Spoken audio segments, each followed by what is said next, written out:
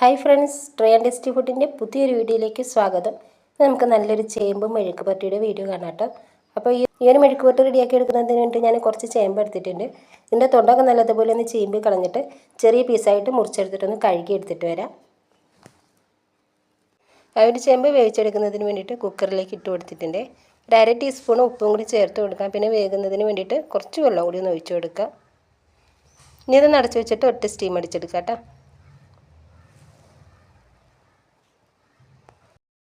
ഈ ഒരു ചേമ്പ് മെഴുക്ക് പുരട്ടിയിലേക്ക് നമ്മൾ ചേർത്ത് കൊടുക്കുന്നത് ഉണക്കമുളകാണ്.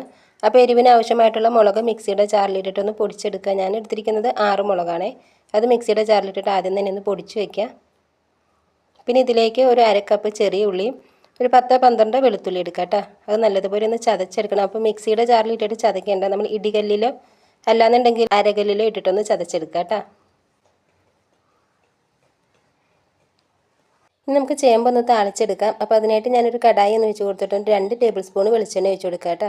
ആ ഒരു എണ്ണ ചൂടായി വരുന്ന സമയത്ത് ഒരു അര ടീസ്പൂണ് കടുക് ഇട്ട് കൊടുത്തിട്ടൊന്ന് പൊട്ടിച്ചെടുക്കാം.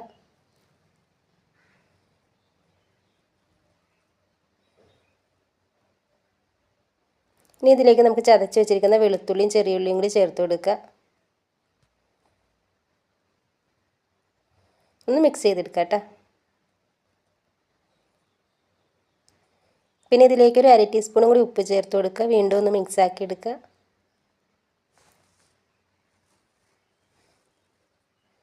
കുറച്ച് കറിവേപ്പിലയും കൂടി ചേർത്ത് കൊടുക്കുക കേട്ടോ.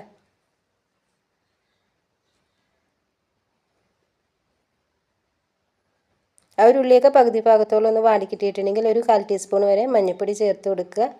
നമ്മൾ ചേർത്തിരിക്കുന്ന ഒരു മഞ്ഞൾപ്പൊടിയുടെ പച്ചച്ചൊവയൊന്ന് മാറുന്നത് വരെ ഒന്ന് മിക്സ് ആക്കി എടുക്കുക കേട്ടോ.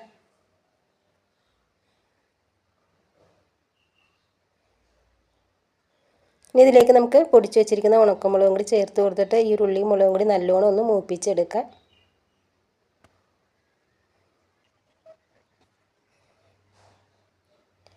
ഇതേപോലെ എല്ലാം ഒന്ന് മൂത്ത് വന്നിട്ടുണ്ടെങ്കിൽ നമുക്ക് വേവിച്ച് വെച്ചിരിക്കുന്ന ചേമ്പും കൂടി ചേർത്ത് കൊടുത്തിട്ട് ഒന്ന് മിക്സ് ആക്കി എടുക്കാം കേട്ടോ.